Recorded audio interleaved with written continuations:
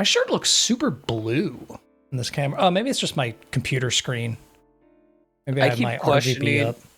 if I should have a shirt underneath this, but I'm also like, why do I look so bronze? I don't think you should have a shirt on at all. I'll be honest.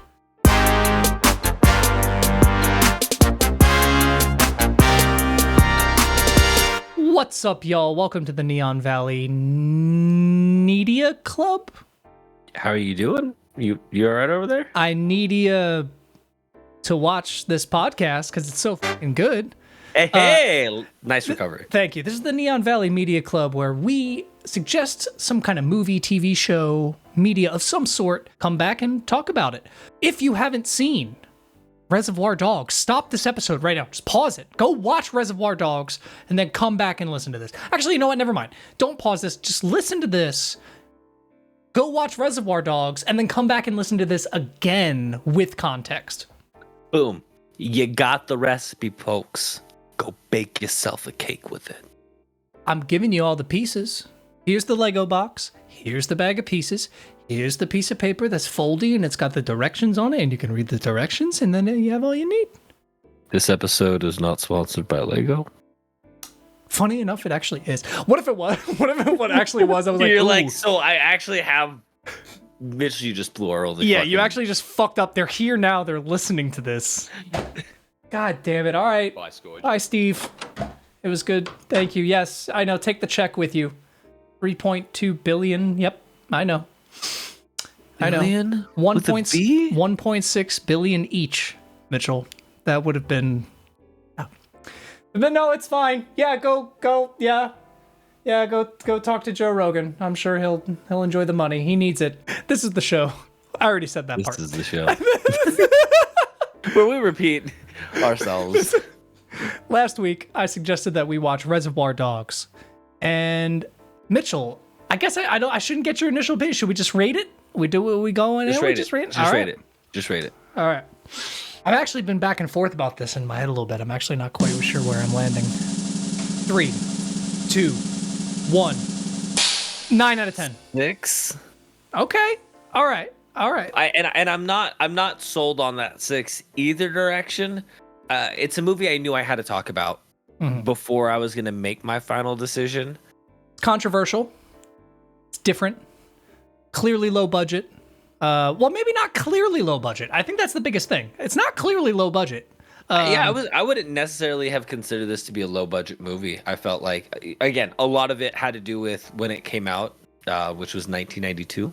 Yes. It was filmed by Quinten Tarantino, or directed.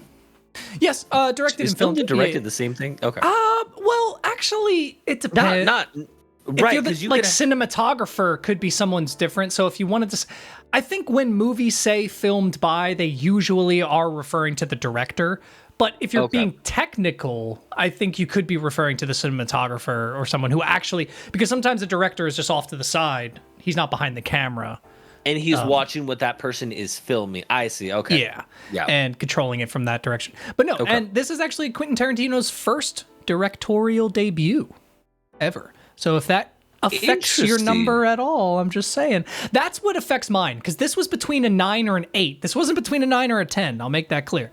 I don't think this is a perfect movie. I think it's a fucking incredible movie. I think the dialogue, the action, the intensity, the kind of interactions between the people are just so genuine and raw. And Tarantino is so good at making those kind of dialogue and characters in general. And the acting is fucking top notch. Like, nobody in this movie is like a super, super well-known actor. Like, yeah, like they are, but they aren't. You know what I mean? They're like B+ tier, if you know what I mean. Well, it's funny because the only one where I'm like, this is Steve Buscemi.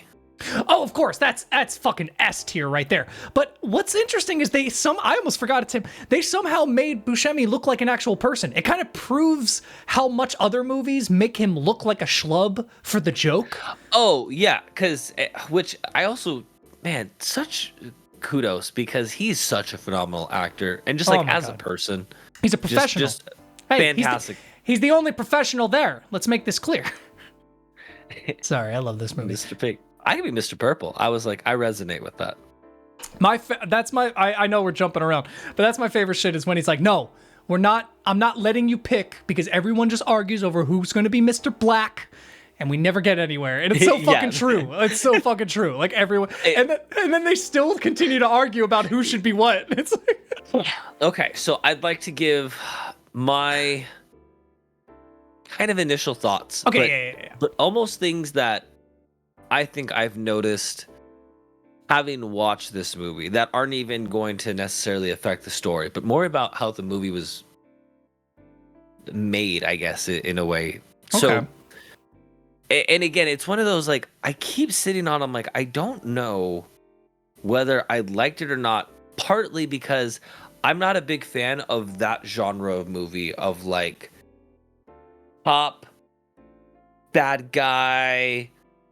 But wasn't it giving you like Lock, Stock, and Two Smoking Barrels vibes a little bit? You know, not as quite fast paced, but. And I think that was, and so this leads into my next point, and I'm so glad you brought that up. Is as I was watching this, I had to keep questioning because at moments I'd be like, oh, this is kind of slow, or this conversation is just kind of a side conversation. In that moment, example, there's a conversation they're having in the car, which we'll get to. But the conversation itself is they're talking about a person and what she looks like and how she looked like an actress. And then it goes on these side tangents that are very realistic. Like, that is you recording your friend's conversation. Yeah. She looked like Christy Love from that show. Christy Love, that's what. No, you're talking about Anne Frank. But what it made me realize was movies today are so quick paced. We're changing scenes constantly. You're never focused on anyone for longer than 10 seconds. Explosions, loud, dramatic. Like music that just like pierces and the stabs. And I started realizing the way we view movies now is so different that I'm having to like think, I'm like, I know it's not like a Marvel movie, and I don't want it to be because that's not what this is. Yeah. And I'm like, it's good. I think part of it comes down to, I'm just like, because even with Lock, Stock, and Two Smoking Barrels, that was a good movie that my wife introduced me to, but like, it's not something that like I'd go back to and be like, oh, I'd love to watch that again. I do think you only gave it like a 7, if I'm thinking that back now. I'm actually like, so it's not that much different. And again, I think it was still a well done movie. I just know that genre is just not the one that. And again, I've realized, especially with like anime and stuff, I like that fantasy element. I like the Game of Thrones, the dragons and stuff like that. But again, that aside, the movie in itself is just fantastic. But I realized the way the movie is paced, if you had, and I'm going to make a huge grand generalization here. Okay. And if you took Gen Z, okay, or even anybody who grew up with their childhood being mostly in the Vine generation plus, I think if they watched this movie, it would feel very slow and boring. And again, not saying that I think it is, and not even to say, I guarantee you there's people in the Gen Z generation that are going to be the next Scorsese and plus, right? They're going to make great, fantastic things. And I'm sure to them, they're like, this is a masterpiece. I see everything he did. But it's so interesting to see how that is now boring in terms of if you're comparing it to movies coming out now. I'll make an argument though. I will make an argument. Okay. It could just be that right now it's kind of like entertaining a 14-year-old. You know what I mean? Like, because like, would you have been entertained by this movie even a little bit when you were like 14? No, I realistically, I you know what I mean? So it. It's not like, I don't think it's quite, because you can imagine something like Undercover Brother. That's pretty fast paced, quick, because it doesn't really take time and have a slow scene, and that's not what it's trying to do. It's a totally different movie. I'm not trying to compare the two, but I'm just saying, like, I think that there are movies of every generation that can relate to either side of that. But I do agree with you where in the mainstream of even like adult centered movies. Glass Onion. Yeah, even that, like, very fast paced, very quick, goes, but it's also over 2 hours long. This movie's only an hour and a half, and it actually, I don't know how to explain this movie. This movie's only an hour and a half, but it feels longer, but in a good way. I like how much it delves into the characters and how long the scenes are and how much dialogue. Like, I like how the story is conveyed, the way that you don't have the heist right at the beginning. It skips over the heist and you only see the very end. And now you have to kind of like catch up with the characters to what happened. I love that type of storytelling. I think there's some movies maybe nowadays that you could relate to that kind of pacing and storytelling. But again, those movies are like 3 hours long. It's like The Irishman, or like Killers of the Flower Moon, fucking, Scorsese films, like you were saying, like these fucking long ass movies that have these slow scenes. But like this movie was only an hour and a half, and it still had slow scenes. Like, I don't know, it's interesting. That's what I love about Tarantino, his ability to make people talking interesting. All right, I guess we can actually get into the movie a little bit. Because that first intro scene where they're all talking inside of the diner. I mean, what did I write? I wrote, I have like 5 notes before even that intro ended. I was so enthralled. But I said, one of the greatest intros to a group of characters, like, almost ever. You get a vibe for almost every single character and get an idea of their personality. Like, immediately through their conversations, Quinten Tarantino, he's clearly kind of like neurotic and always is trying to make a point, even though he's not even in the movie. Like, he's only in that first fucking scene. Oh, I forgot that was him. Yeah. Oh, yeah. I forgot to mention that if you didn't know, that character, Mr. Brown, is Quinten Tarantino, the director. That makes sense. He's always tries to slip himself into one movie, and he usually tries to get himself to say the N-word, which weirdly enough he didn't. There are plenty of those in this movie. He had everybody else say that. Yeah, he had every opportunity. Oh, he's like, it's my first movie. I can't say it this You're one. so fucking right. He's like, I'm going to have everyone else say it and then see how they get in trouble, and if they don't, then I could say it in my movies. I kind of do want to bring that up front, because here's how I feel about that. Okay, there are a lot of fucked up terms in this movie. Not even just the N-word. There's like other... There's a lot of derogatory terms for a lot of different kinds of women, gay people, but Mexicans, minorities, literally everything. But it's also... I think it's trying to show the time that this was supposed to be like done at, because I don't think this was supposed to be like 1992. Like, I felt like it was supposed to be. Oh, maybe I guess it could have been. Actually, I don't know. I think it was supposed to be, but it could have been like 80s, 70s, late 70s. But I think their outfits and stuff are much more modern. Like his tracksuit. And that's why I thought it was 80s, because they referenced something about 70s greatest hits and stuff. Oh, yeah. You're right. I think it's supposed to be set in the year it is, but not even just about the time period. It's who they are. They're fucking mobsters. They're also it's not like this is the Avengers that are saying this. This is literally people who are killing police officers and committing bad crimes. Yeah. So again, from that aspect, it's one of those, if you are sensitive to those kind of things, this movie is probably going to make you uncomfortable. Yeah. It's not for you. If you can watch it and be like, okay, I know that's not a good thing. This is just how these characters are portrayed. But to me, laugh at it, chuckle at it. It's fine. You know what I mean? Like, it's fine. A villain kills somebody. How many people love the Joker? Okay. The Joker has people. We might need to actually let's blur that. Well, hold on. Has he actually? Do you have proof of this? Was that in the movie? The Joker shot Barbara Gordon, Jim Gordon, the commissioner's daughter, beat her, paralyzed her, sexually abused her, stripped her father down naked, made him ride a choo-choo train, and he was forced to watch all the images and videos of it happening. And at the end of the comic, it's kind of alluded to that Batman snaps and kills him, because he's just like, we can't keep doing this. Like, the whole point of it is it just takes one bad day for someone to snap. Was she hot? I 100% agree. No, it's 100%. That's the fucking...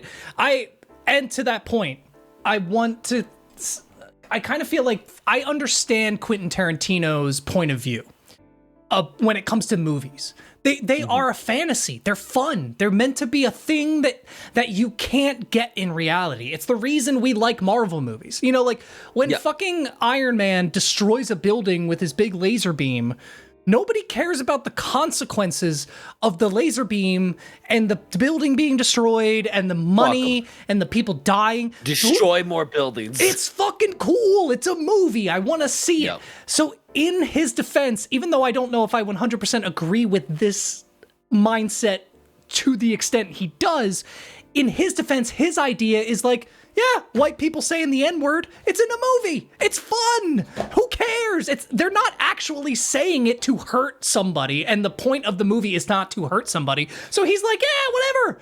It's fun. Violence is fun. Like he is so like just movies are not reality type of person that he will just do whatever. He doesn't care. Like it's why he pushes.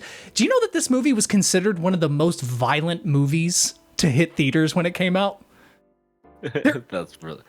There really isn't that. Dude, like Marvel movies, like the most part is when he's in the back seat with the blood everywhere. That's like. Well, the cop's getting blown away in the one scene, and the ear. The ear. Okay, so there's a couple things, but even then, right? Like, bro, Saw. Yeah. The first 15 minutes of Saw Hostel makes this look like. Oh, dude, Hostel. I will say this. Fucking Terrifier. I was wearing a Terrifier shirt in the last episode. You were. Those long weeks ago. Yeah, when we recorded that. Yeah. Just about 4 days. What's so funny now about the Hostel movies, though, is I'm not really, like, scared about... You remember, like, how everybody gets squeamish when they see the Achilles getting cut? Oh, because now you know. Yeah, I'm like... Did it. Been there. Done that. No, that's fair. You'll never know until it happens, so it's always... And now I know. It's fucking awful. Oh, I forgot to mention this in the last episode we did. I'm walking now without crutches. I still have the boot on, but I can walk without crutches. Cheers, brother. Cheers. Let's give everyone a round of applause. If you're watching this on Spotify, you can go into the questions section. On this episode, there's actually a little section where you can put in comments. No, I'm dead serious. I'm not being facetious. Really? No, this isn't like a joke. I'm not. That's super cool. No, there is actually a section where you can like put in a comment or answer a question or do something like that. So in that section... Give Mitchell a fucking cheers. Give him a big old hands up. Say, let's go, Mitchell. He can walk. Let's fucking do it. Everyone's just like, we're disappointed it took you this long. And also give us 5 stars on Spotify. We really need it. Thanks. Okay, so if I'm going to say anything, I think this movie is really fucking good because we haven't even really talked about them. Because we use the crux of just going through the plot of the movie to kind of get us through the episode. Not even to tear it apart, but just to kind of we need something to talk about. So let's kind of talk about this scene and then what happened. And then it gets us talking. With this one, we've just been talking about our opinions, our feelings, how been going back and forth. And like, we haven't even gotten through the first fucking conversation in the diner. Well, I think here's why, right? What pretty much happens, and again, this is going to be a kind of general synopsis, is it opens up to a dude is shot. He's in the backseat of a car. Yeah, after the diner scene. After the diner scene that he had just spoken about, where they're all talking, and this is one part where I think by the ending of the movie everything makes sense, but I think transitions are really quick, and you don't have a lot of time to digest. I like that happening. Though. It seems purposeful, right? Because it's like it does seem intentional. I'll give it that. It seems intentional. I will say that I think he nails that intro to let you know that they're a team of people who know each other, but don't like really know each other. So clearly they're like working together. It's like you don't even have to know the synopsis of this. I had to replay it like 3 times because really? I kept thinking I missed something. Oh. I'm like, what am I missing? I'm like, did I not start it back far enough? Like it's fair. It's like you're coming into a conversation. Yeah. And that's why I was like, oh, and then finally I was like, okay, I'm going all the way back to 0. Yeah. I'm watching. I was like, oh no, this is literally just how it starts. I thought I'd missed something. And to be fair, like, you know, because I want to make my little commentary about what I think he was doing in that first scene before we move on from it. You know, I'm sorry, but don't mean to harp on it too long. But in that scene, there's a lot of dialogue about like Madonna's music and art, and they're kind of critiques about art. And I think this is just literally Tarantino's way of like getting out frustrations of his feelings about how other people view art in the first like 10 minutes of his movie, while also setting up all of his characters. Because when he does it, he has like this moment where someone mentions like, they say like, oh, have you heard that one song? I heard it on the radio and I didn't even fucking realize that the girl singing is the one who shot him. And someone else goes, dude, it's in the fucking song. She says it. And he's like, yeah, but I must have missed that part or something. I feel like that's a commentary on people who watch movies and then go like, whoa, the twist, I didn't even realize it. And it's like, dude, yeah, that's the movie. If you pay attention, like they tell you that. To the point subtly. of even in the twist of this movie, they do have subtle hints that the character who's the rat is the rat throughout the film. If you're paying attention, very minutely, not obviously, but there are little hints, and it's kind of a commentary that's like, whoa, I never would have expected him, and it's like, dude, it's in the fucking movie. Like, watch the movie, you know, like, I especially the kind of people who critique it for that reason, where it's like, oh man, that twist was crazy. Why did that happen? And it's like, what, dude, it's it. But yeah, I love their interactions, and Mr. Pink not wanting to tip, baby. Yeah, again, these felt like very real conversations. Conversations that I've had with people. Not as Mr. Pink. I was Mr. Brown, I think it was. I was arguing with him about tipping, about like, no, you should tip, and here's why. So again, it was like I've been in those shoes. Yeah. I've had those conversations. But Buscemi makes good points. Like his character, like not that he's right. Like I do agree with that, but I had like a 6-month period when I was like 16 where I agreed with him before I was a server, you know, like, cause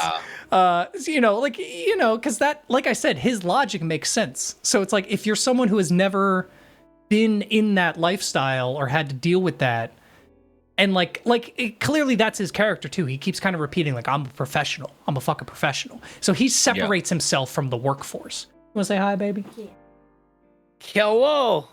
Hello. I'm not. Oh, he just said hello. Hello. Hello. Not only is the way for Quinten Tarantino to be able to talk about how he feels, but it also gives characters each individual, you know, like you said, Buscemi's character immediately separated himself as, I'm a professional. Like I'm someone who doesn't tip. You start to get a profile, an identity. You recognize him as an individual character and not just, you know, another guy that's just sitting at a table talking about random. Yeah. No, and I even took note that Tim Roth, I believe his name is, Mr. Orange. His character is the only one who goes, no. I like this guy. I'm starting to, I think I understand what he's saying. I agree with him. Give me my $1 back.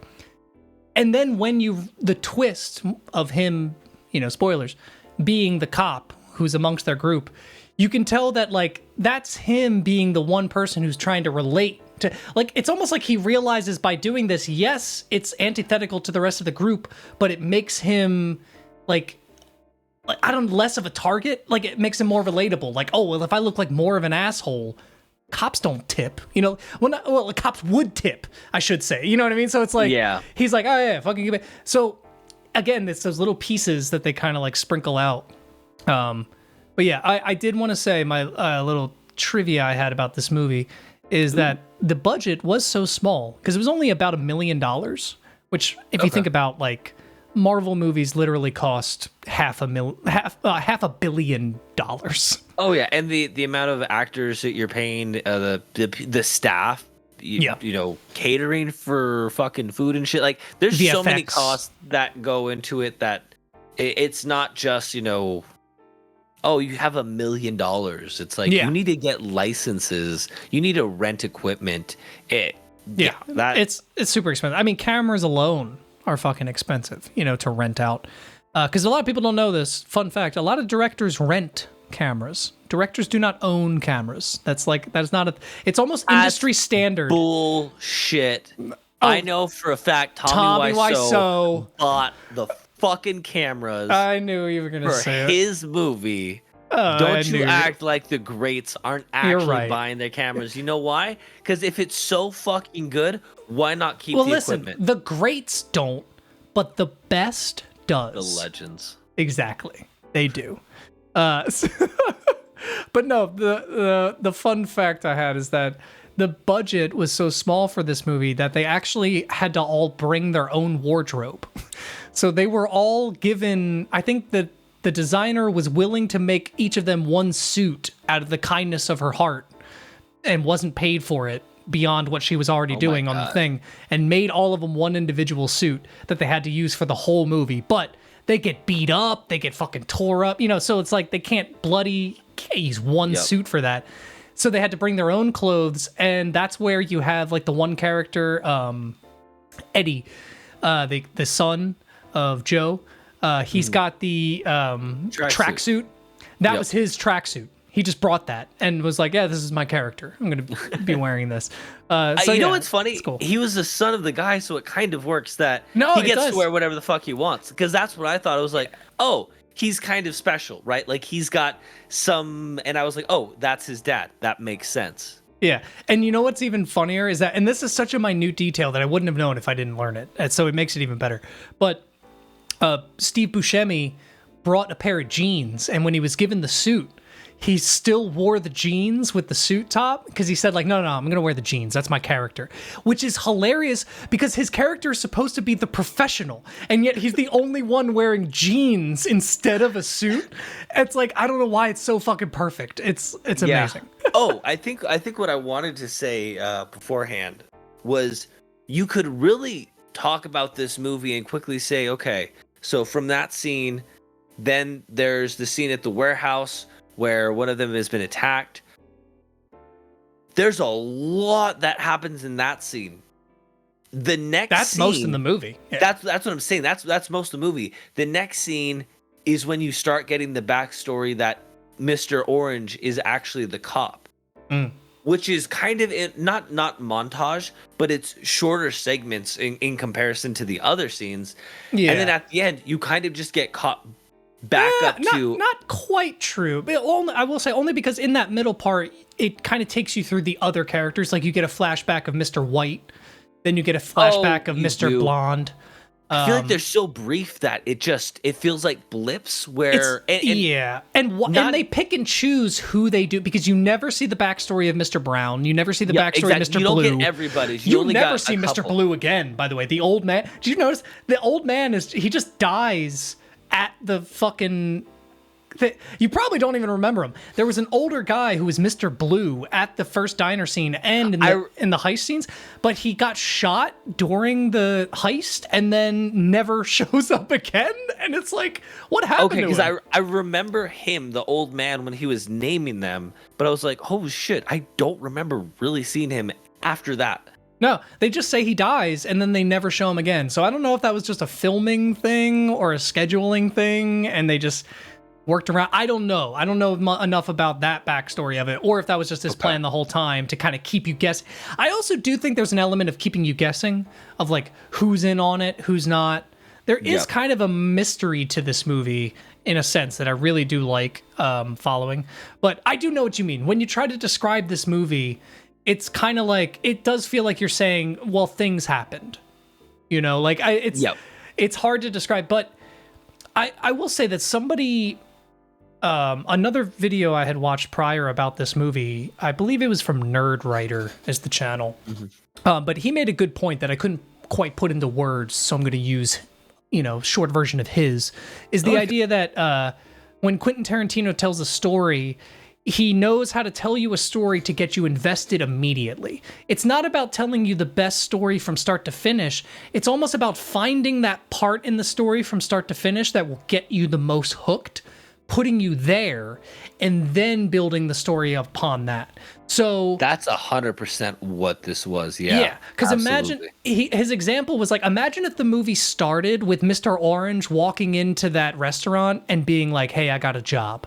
I'm going to be doing this with this guy, and him and the guy talk. And then he goes over the skit of him being the guy. Okay, then we go into the crime. Okay, and that's it. And the diner scene. And it like, it's just like whatever. It's like, okay, like that's that like when he gave you and he even edited a version where he's like, imagine the movie starts this way, and then and I was like, I was like, that would be awful. That would make this movie terrible. Like somehow that changes it all. So yeah, he perfectly kind of paces this movie out to reveal things. I think, well, I won't say perfectly. There are some slow bits. There are some times where I'm like, okay, but for the most part, I think everything is really laid out, and that slow reveal is just something that I think is kind of genius. And you never actually like see the heist. Almost the most important part of a heist movie. Yep. Which I guess was I don't know if it was his intention, but I think he's talked about it before, is saying like you never see the messy bits. It's like every time you see a heist movie, you always see like, they shoot the bad guy, they get the money, in the car, drive away, yeah, we got the money, all right, and then they're on the beach and they're spending the money. He's like, what about the part where someone got shot and they have to go back to the warehouse, and it's like, fuck, what do we do? Do you have the money? I don't have the fucking money. Like you never see that part. And he's like, I wanted that to be a movie. And yeah, I did have the note, just goddamn it, Tarantino, you always had to put an N-word in. Because it came out of nowhere the first time. When Buscemi is just like, you guys are acting like I was like, whoa, like that came out of fucking nowhere. Like, yeah, and then it didn't really stop. I kept thinking, okay, that's got to be the last one, right? And I was like, they keep, Oh, okay. Yeah, they don't hold back. It's funny. My initial thought, and it's funny because I had no fucking clue what this movie was.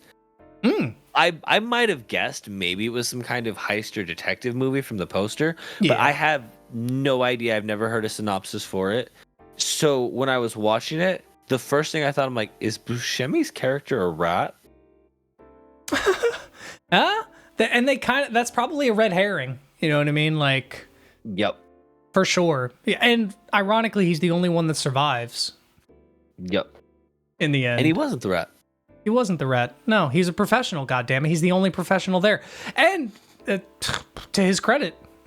Yeah, he's the only professional. I also liked in scenes, specifically, I think it was one where Buscemi's talking with Mr. White? Yeah, with Mr. White. The older Italian. Yeah. Yeah. And he stutters. He's like, yeah, man. And I'm like, that's genius. You are so anxious and hyped up in this moment. Of course you would stutter talking about, and it was specific things. When he would talk about, I think like the more violent things or whatever, he'd stutter. Yeah, and I feel like stories didn't entirely match up. I was trying to keep track of everyone's stories of the heist. Yeah, stories did feel a little different, and then even... Oh, sorry, go ahead. I would say even the way like Mr. White talked about like, oh, they were shooting at us, I watched him get shot.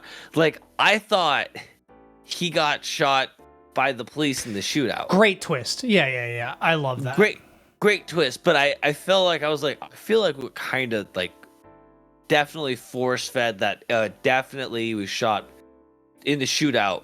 It was like, whoa. Oh, I see what you're saying. Like almost like they kept saying it so much just to throw you off even more when he was like they could have just said it once or twice and it's like, okay, we get it. Yeah, because at that point I'm like, all right, so you just lied. Like, well, for me, it felt like they were really hammering in that it was his fault. That was more of the thing that I felt like they kept hammering in, is he kept going, well, he was shot because of me, Mr. White or whatever. Oh, well, it's my fault that I'm taking responsibility. You know, that felt like the thing they kept hammering in. Which when you find out the reveal, it's like, oh, okay, that's why they had to hammer that in, because it's pretty devastating. Like, that's actually a really good, like, when, especially knowing that he's a cop who obviously does not want to hurt a civilian and clearly had like a knee-jerk reaction, you know?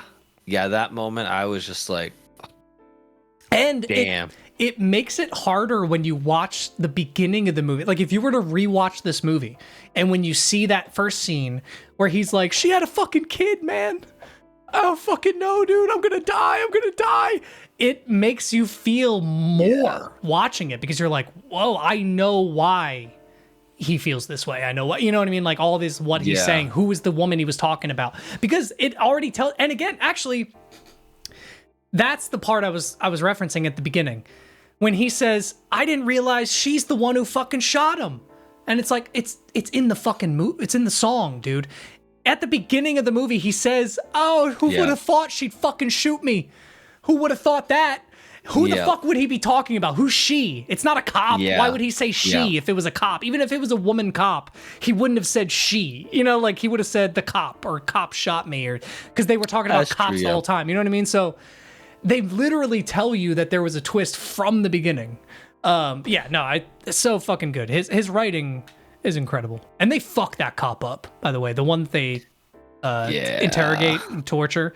Like, that makeup he's wearing is super good. Yeah, they did a really good job on the cosmetic. Because, again, that's not CGI. Like, that is all practical effects. And I loved that. I think they did a fantastic job. The dance scene, the Mr. Blonde when he's left alone with the cop and he puts on the music. Yeah, I was like, this guy's definitely a psychopath. Absolutely.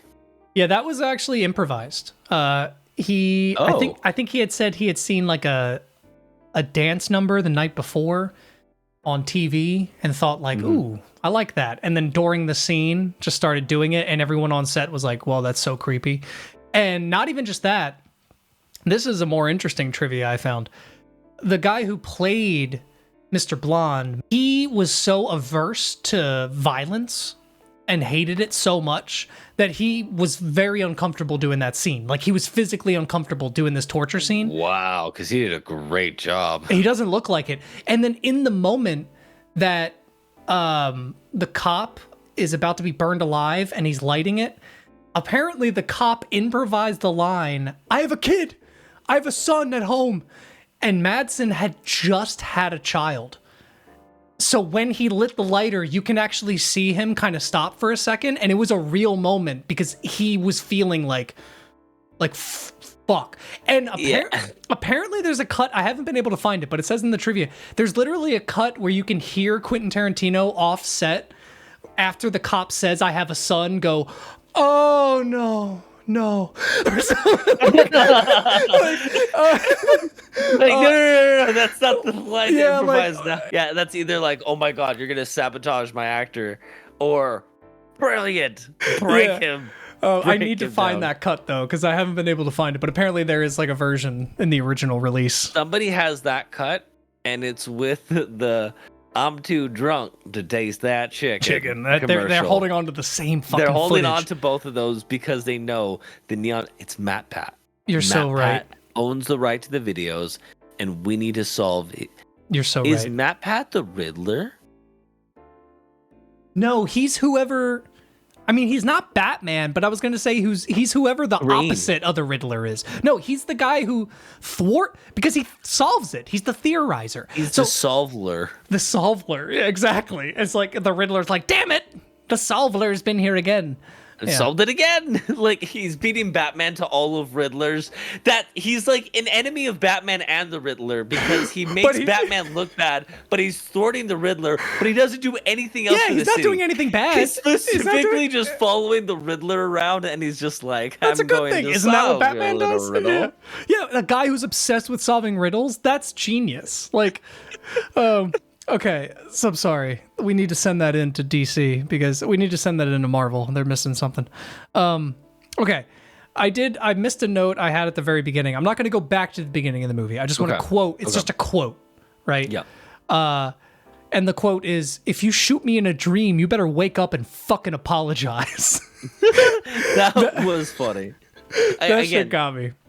Great quips. The kind of things I would expect from these mobsters. Like, because they're the kind of ways that they're talking shit to each other.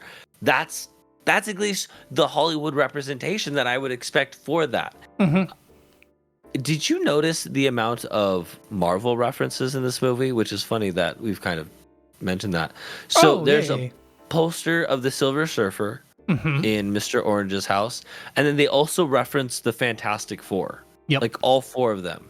Quinten Tarantino is a huge nerd, if I understand correctly. He's a big comic book fan. Ah, that makes sense. I don't know if he's a big fan of Marvel movies. I'm actually not too sure about his opinion of those, now that I think about it. I would love... He referenced Marvel a lot in that movie. Yeah, I know he would never, ever...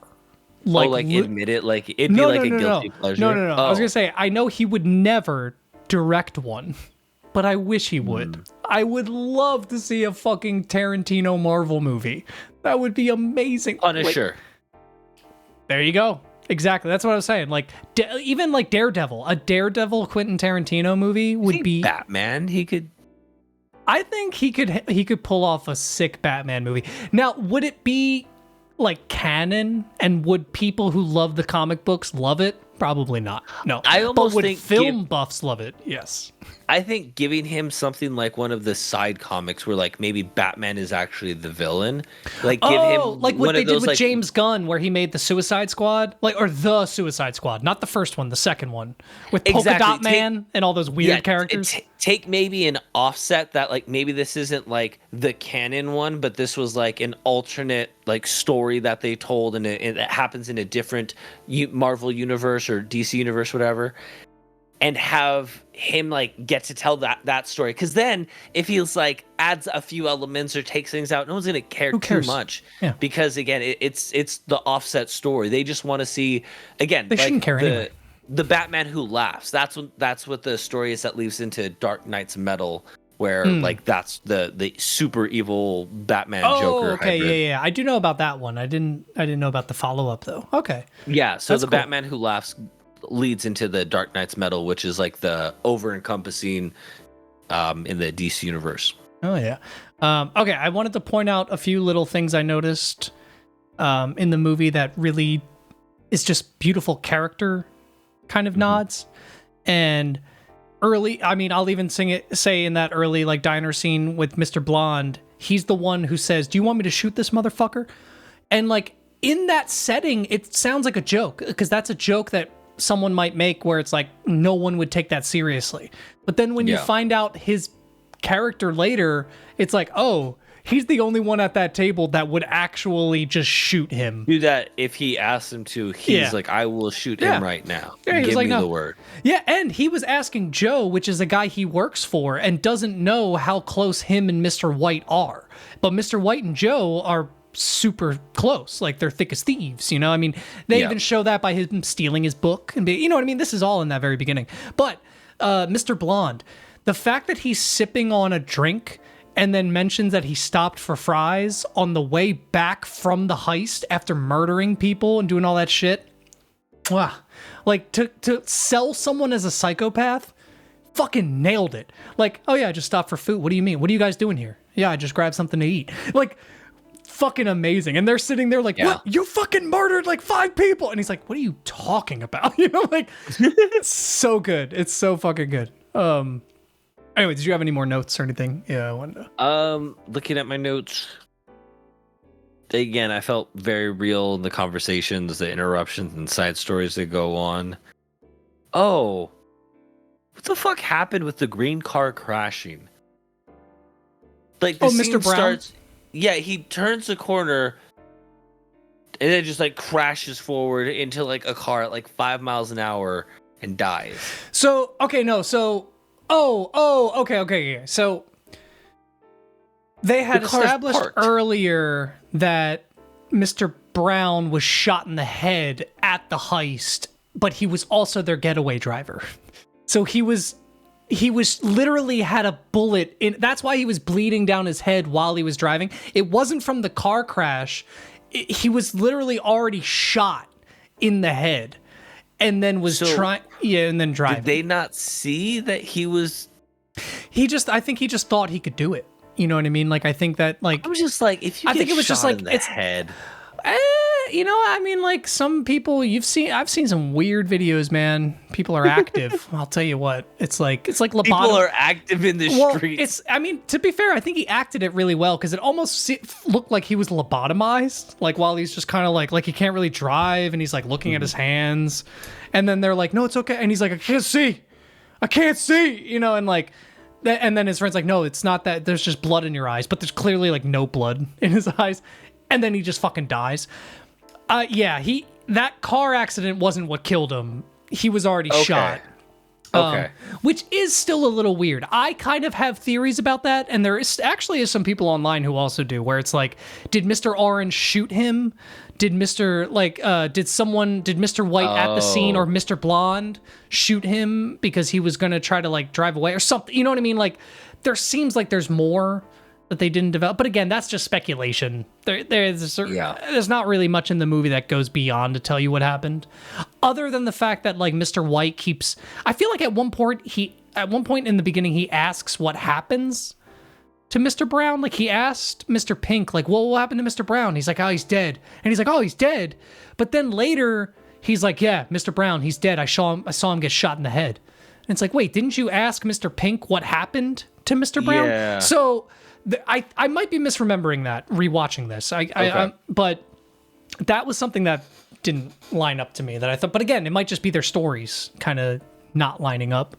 That scene was kind of funny though. Him just crashing into that car at 5 miles per hour around the corner. Yeah, like out of context, like if you just like put that clip up. And here's the thing too, right? I was watching it on Amazon with ads. And so it literally comes back from a 2-minute commercial break, and you just see this green car. Oh, that sucks. Turn a corner. That's a bad transition. Yeah, because that's why I was like, what the fuck happened? I literally rented made a right turn. Oh, you I was gonna watch it. I was gonna watch it with ads, but I got to the first commercial break because it cut to a commercial break right after that first diner scene, and I was like, nope, not doing this. I will spend that $350 because that cut my flow. I was so in it. I was like, this is a great fucking intro, and then ad, and I was like, nope, I'm not letting this ad ruin my fucking experience with this movie. And that's where I'm also like, maybe that's why I was giving it a 6 instead of the 7. You watched it like it's a TV movie almost. Kind of, because again, like picture like after 2 minutes of ads that you're clearly not paying attention to, comes back on. Oh, good. I look over. Yeah, put my phone down. I got, oh shit, my bad. Yeah. Turns right, corner. Yeah. Dead. No. I'm like, what just happened? And in defense of that as well, on a budgetary level, they probably couldn't destroy the cars that much. Right. They're like, okay, so he's gonna get kind of stuck. They're like, we need to be able to fix the car afterwards. Okay, we can't total it. So again, I'll give it that. I'll definitely give it the benefit of the doubt. Where I think some of the things where I was like, I don't understand the transition, or I felt like a gap. Now that I'm thinking about it, there was pretty much any time they went to a new location scene, there was that. That's annoying. It's not a lot. Like for other movies today, that'd be like 5,000 different fucking places. It's probably like 7 times maybe in this movie. Right, but still 7 times in an hour and a half. It's like 14 minutes of commercials. Yeah, that's a lot of time. That's frustrating. If you ever get the chance, I would suggest trying to watch this movie again, just all the way through clean, because it's definitely a better experience. It's the reason I literally rented it. I was like, I can't do this, because there's the flow. There is like a flow to this movie, and I definitely agree. There's a flow. Sorry, go ahead. We might be talking about the same part. I was to say, because we didn't really talk about like how it ends. No, I was going to say we just missed a part that I really liked where they were talking, Mr. White and Mr. Pink are, after the heist, they're having a conversation. Yep. And he's like, did you kill anyone? A couple cops. No real people? No. Like that fucking shit made me laugh so hard. Yep. A couple cops? No real people? No. Like, I don't... It's also like a commentary on movies. Because, like, we don't care when cops die in a movie. Like, of course we do, but we don't... Like, they're just another thing to get shot in a movie. You know what I mean? So it's like, if a civilian dies, that's serious. But if a cop dies, that's just another fodder for the movie. You know, like, it's... I don't think it's that deep, but there's, you know... Okay, because I was going to say, I definitely thought it was more about just, like, they're mobsters. And they're like, of course. Okay. But I don't know. With Tarantino, it does feel like there's something there. I'll give you that. With Tarantino, it is worth, like, there being that one level deeper you can go with it that provides more reason as to why. So before we get into the end, there was one more thing that I found interesting that I think is a great kind of, like, not necessarily plot line, but a writing technique in this where he kind of proves that these mobsters at the end of the day, while being smart and well put together, they're still just idiots who are one step, if not two steps behind whatever greater power is like above them. And because there's a moment where Link, what are you doing, bud? Sorry, that I can see your back. If I couldn't see your back, it would. I know. I kept trying to go down lower. I was like, no. I know I can see. You can still see me. That was actually terrifying. He made this like ripping noise in the side of my room. I think he just ripped the carpet. God damn it. Anyway, there's a moment in the scene when it's revealed that Mr. Orange is the cop, right? And he's talking with his fellow detective, police officer, something at a diner. They don't really say who he is. I'm assuming it's his sergeant. My guess is, he's whoever coaches them on the undercover unit. So he's probably the sergeant of the undercover unit. Something like that. But he sits down with him and he asks him, like, hey, what do you know about them? And he's like, oh, I met this one guy, Mr. White. And yeah, he mentioned something about being a fan of the Brewers. And they're like, oh, Milwaukee. Go check Milwaukee's sheets, see if there's anybody who looks like him. So they're already on top of it. They've already got this guy, Mr. White. They're going to find him because he's from this place. He's a fan of the Brewers. Something so minute like that, the police were able to find and break open. Meanwhile, Mr. Pink is pissed off at Mr. White because he told Mr. Orange his name. It's like, it doesn't fucking matter at this point, dude. Like, he's like, you blew it. You fucking gave him your name. But you he was right. Well, kind of, but he already had it.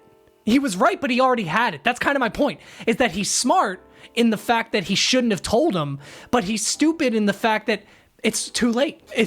He already has you. He knows who Mr. White is. He knows who you are. You know what I mean? Like, you're already 5 steps behind the police. So it's interesting. Yeah, you know what I mean? So the ending, what you end up realizing is as Mr. Blonde is going to set the cop on fire that they kidnapped, Mr. Orange shoots him, and that's when it's like revealed, oh, Mr. Orange is actually the cop, saved the other cop. And again, that's the moment too where you're like, damn, he had to shoot the lady, he had to watch as another cop got tortured, he watched multiple times as other cops were killed, and I think he even had to shoot a cop. Mm-hmm. And or shoot at cops, at least. Shoot at cops. But so then you're like, oh, shit. So everybody finally kind of floods in, and there's a lot of dialogue between him and the cop. Kind of, they're actually arguing over, like, he's like, man, I'm being tortured. He's like, I'm fucking dying. That was my favorite part. He's like, come on, look at me, I'm deformed. Deformed! I'm fucking dying, man! Like, oh, man, Tim Roth killed it in that scene. Like, felt very, very realistic. But so everybody comes back, right? So it's Mr. White, the boss, and then the son. Which I forget, what's the son's name? Eddie. So that's when they're like, what the fuck happened? Because clearly Mr. Blonde's dead, but he's half dead. The only other person that clearly would have shot. So obviously they're going to ask him what happened. And Mr. White, because him seeing Mr. Blonde the way he was acting earlier, they're like, this guy's a psychopath. Mm-hmm. And so when Mr. Orange is saying Mr. Blonde went crazy, said he was going to take the diamonds and kill you guys. Yeah. Mr. White's like, yeah, I 100% back him up. And again, when you follow the story, from what he sees, that guy looks like a crazy person. The lack of information between all these people really, but again, it was Mr. Orange's downfall because he doesn't know how close Mr. Blonde is with Eddie and Joe. He just assumes he's a guy they hired or some shit. Just another hired gun like them. And so when Mr. White is like, yeah, that guy's a psychopath, that's when Eddie's like, really? So the guy that just got out of jail yesterday after spending 4 years didn't take any pleas. Yeah. Any pleas that he was offered, anything they dangled in front of him. You're telling me he, who also was just working on a job where he could have just taken things, he could have outed us from the beginning. Yeah, he had so many options. You're telling me now, and then you get a beautifully executed standoff. Now, the only thing that I had to rewind it like 4 times was I was like, who the fuck shot Eddie? Because Mr. like I figured it out eventually, but like when you're watching, that's so funny. Eddie is pointing his gun at Mr. White. Was it Mr. Orange? White is pointing. No, I watched this scene 3 times. So wait, okay, so Mr. Orange's both his hands are up. Yeah, okay. So Mr. Orange. So who shot Eddie? That's so funny. I never even thought about it. I'm not entirely sure, but from rewatching, I think what happens is Mr. White shoots Joe at the same time Joe shoots Mr. Orange. And then he goes to shoot Eddie because Eddie shoots at him. Oh. So I think him and Eddie shoot each other. Yes. Oh, okay. I would double check it because, dude, I was like, who the fuck shot Eddie? Why did that not even cross my mind? I just thought, hey, 3-way shootout. They're all dead. Perfect. I don't know why I didn't think about the fact that no one was pointing a gun at Eddie. Nobody, the whole scene. That's why I was like... Maybe fucking, what's his name? But no, but they don't make that clear enough. Like so, the only other kind of I was going to say Mr. Pink. Was Mr. Pink, because when he comes out, he's holding a gun up. Oh, see? Okay. And he takes the diamonds and leaves because he's a professional. So he actually might have... He might have seen what was going to happen and kind of thought like, hey, this is my chance. If they all fucking shoot, I'm shooting Eddie and then they're all dead and I can get out of here. You know, like... because I think it's worth us for just on our own to go back and both rewatch that scene, because now I'm like, I think his gun goes off 2 times, but now I'm like, I'm not sure if it actually was aimed at Mr. Pink, but when Mr. Pink comes out, his gun is up, and I feel like that's something Quinten Tarantino would purposely do to indicate he just used it. Yeah. Like otherwise, I mean, it could be it him coming out being like, you know, motherfuckers, like if there's anyone out here, I'll shoot. Yeah, but we'll have to rewatch that, because my standing theory is Mr. White gets 2 shots off. That because makes sense. Joe's not shooting at him, and I'm sure Eddie didn't think Mr. White was actually going to do it. All right, I have a question, because I've seen it as a theory online. Okay. Do you think Mr. White and Mr. Orange had a little thing? Like, whether or not they went through with it or ever did anything with each other, or is besides the point. Did they like each other beyond just being friends? I never considered that, because I felt like this all happened within like a couple days. Well, no, because he was with their crew for a couple months to like get in with them undercover. Oh, and, like, that's right. It's just something about the way, like, I guess it's because the only reason I question it personally, I don't really subscribe to that idea. I've seen a lot of it going around online. But the only reason I will say I kind of understand it and felt it a little bit is because they don't really make it clear that it's like a father-son relationship or like but it's clearly some kind of protector relationship, right? Where he's like, he feels the need to protect this younger person or this kid or whatever it might be. But it also might have been like, no, I've kind of fallen for this guy. You know what I mean? Like I'm because they never talk about like, they talk about attractive women, but they never like, what's his name? I think he actually at one point, this might be a little tip towards it. At one point, he doesn't have a wedding ring on, and then he remembers does put it on and when then he's going, and has to like find it. So clearly, he doesn't use it a lot or care about it. So it's like in a bowl of whatever. So it's like that might have been a little tip that it's like, like I don't know. I just thought it was interesting because they do clearly have an emotional relationship with each other that was built up, because like Mr. White just seems so adamant that, and it might have just been because he feels guilty, like genuinely like sincere for what he said, is like, oh no, I literally watched him get shot. He's a young kid and I feel guilty about it. Yeah, it's one of those, it was ambiguous enough that without Quinten Tarantino coming out and saying, yes, I deliberately did this, you couldn't say that 100% it wasn't. Like, I think there's definitely room for, maybe he added that in. Interesting. I hadn't thought about that.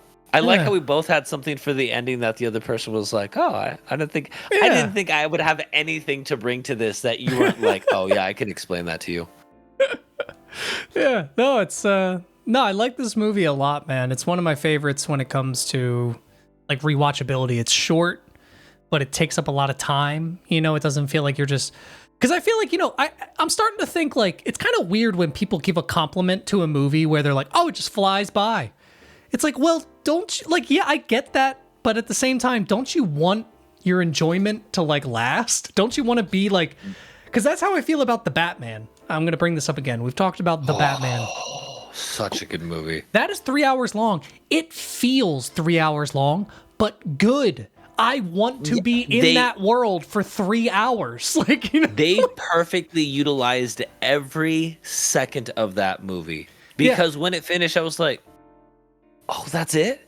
Yeah, and not to say like it didn't feel like I watched a 3 hour movie, but to say like that was really compelling storytelling. It's like binging a show. I want more. Yeah, you want more. It's like you can binge a 6 hour show. And it's like, because, like, hear me out. My argument is, would you ever play a game that somebody was like, yeah, I played 60 hours, but, man, it felt like 5.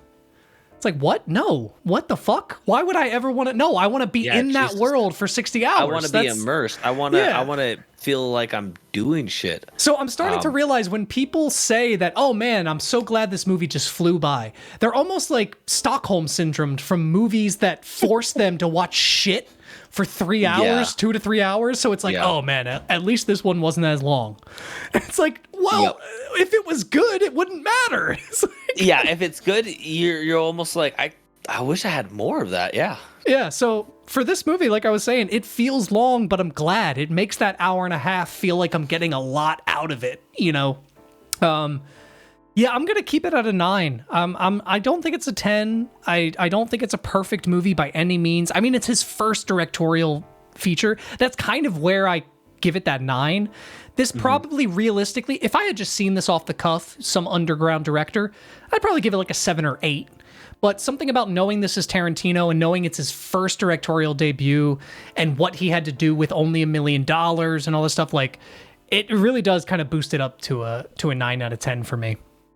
Okay, so I found something interesting on Who Shot Eddie. Okay. So on Screen Rant from an article from Adrian Tyler. Oh, that's funny, Tyler. However, Mr. Orange being injured, however, when looking closely at the scene, Eddie died before Mr. White fired at him.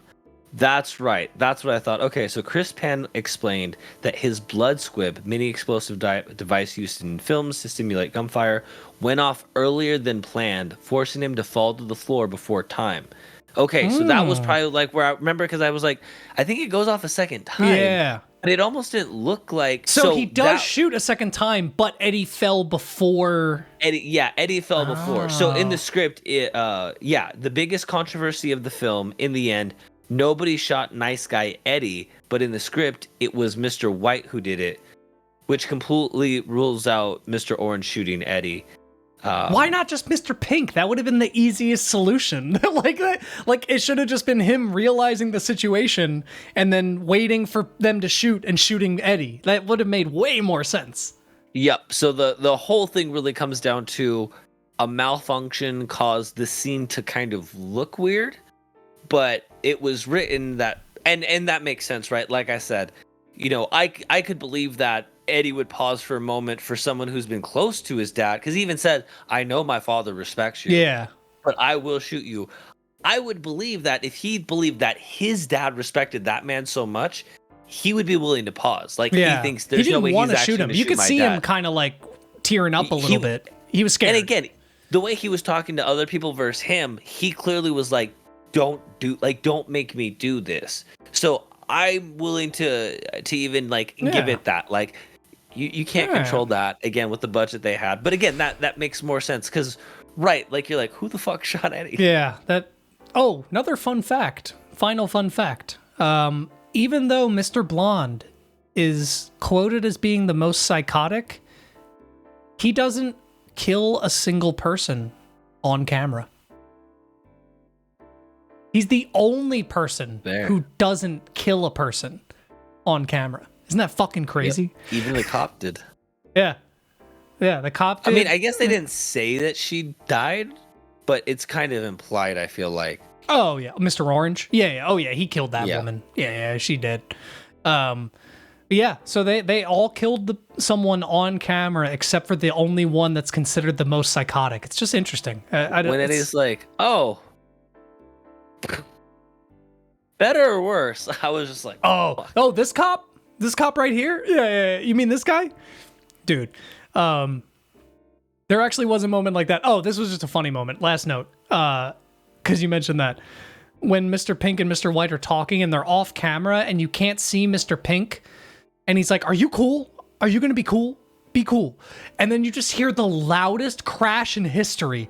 And then very quietly, Buscemi goes, I'm cool. But all right, yeah. Where do you land on this one for your final rating?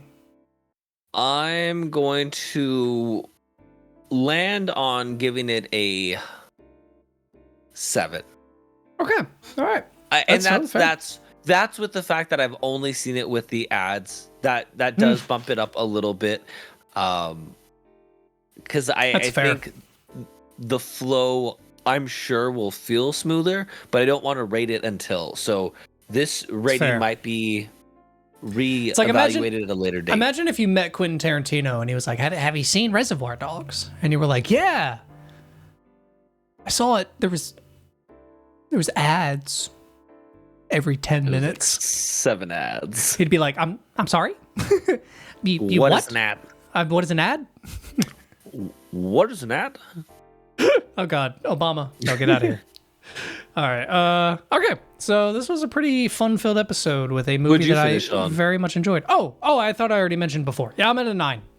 Oh, okay. For you sure. said 9. Got it. Yeah.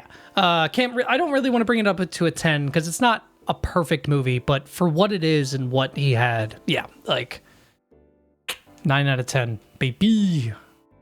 Not the best Quentin Tarantino movie though, by any means. So, all right, I believe it's your turn to suggest something this week. It is my turn. I am gonna recommend a movie, but if you haven't seen it, then or if you've seen it, then I'm gonna recommend an album. Oh, okay, all right, I like this. Okay. The Birdcage with Robin Williams. Oh, this is your second Robin Williams movie, huh? Yep. Let me look it up because the name sounds familiar, but I also can't.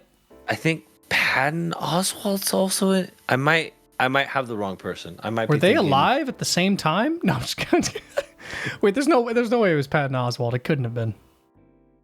Oh, Nathan Lane. Nathan Lane. That's Timon. Yep. Hey, Bumba. Yep. Yeah. No, I actually haven't seen this. You know what? I've seen like images and clips. Robin Williams movie that you have not seen. I don't know. That's very interesting. You know what? I really haven't Don't look seen anything. Don't look at anything else. I'm just seeing the pictures. Just the first 2 pictures. They're very fascinating. No, I honestly, there's a lot of Robin Williams movies I have not seen. In general, I'm not like huge. I'm not going to say I'm not a huge Robin Williams fan. I think he's one of the best comedic actors and one of the best comedians ever. I guess I just never really tracked down his movies because they always have that very like. I always associated them with that very 90s aesthetic, and I'm not usually like Mrs. Doubtfire and like and Jack. Do you remember that movie? Yeah. And like things like that where it's like I just like I have to be in the mood for that. But then when you have me watch these certain types of movies, I'm like, oh, okay, this is just a good movie. Yeah, why didn't I watch this? You know, but yeah, all right. So, I guess if you don't want to be spoiled for Birdcage, you got something to say? I'm curious. I want you to make a theory on what you think the movie is about. Oh man, I can't. Like right now, just off the top of my head. Yes. So you have I didn't Robin see. Williams. All right, I genuinely didn't see anything. I'll give you what we already know. You have Robin Williams and Nathan Lane. All right. And it's called The Birdcage. The Birdcage. And the only thing that I will admit that I saw was a picture of a very like flamboyant looking man with a mustache, which was, I think it was Robin Williams or Nathan Lane. I don't know, but they were sitting next to each other on a pool. You made me close it quick, so I didn't really see. Okay. I think it's about a struggling actor who meets a famous artiste and learns from him how to be famous. But in doing that, learns that being famous is not all it quite cracks up to be. Yeah. I guess we'll find out next week if you're correct. Which I am. We don't even have to watch the movie. Let's just review it right now. So, Robin Williams, The Birdcage. I really loved the cinematography when it. the Chancellor's gun. McConaughey's gun. McConaughey's gun. That's I always get it confused. Keep up. Anyway, so if you don't want to be spoiled for next week's episode, be sure to watch The Birdcage. Woo, woo, woo. And not Bird Box. Right? Fuck that movie. Fuck that movie, dude. Fuck that movie. Can I just point this out? Everyone acted like this movie Bird Box was oh man, it's fucking amazing. Have you heard anybody say anything about Bird? No. Have you? No. Tell me. Tell me. Look at me in my fucking. Tell me if you've seen anyone fucking say anything about the fucking movie Bird Box. I've heard anything about Bird Box. No, they haven't. I didn't think so. Yeah, I didn't think so because it's shit. So anyway, make sure to join that Neon Valley Discord. Links will be in the description. Reddit, Neon Valley Pod, if you want to keep up with all our funny little memes. And make sure to join. We also both make music. We don't bring that up enough. My name is Skorge. His is Tsuku. Check out our Spotify. Minimally talk about. And shout out to my wife. She got me this early birthday present. It says Nightshade. It's got the 3 ghost evolutions of Ghastly. And then on the back, it says Tsuku with the number 13. Hell yeah, bro. That shit's dope. Hell yeah. You just scared me that I missed your birthday, but that was like, what? Wait, no, it's the 13th. I was going to say, I was like, wait. I was like, early birthday present. Yeah, hold on. I was like, either I already texted you or it hasn't happened yet. That's for sure.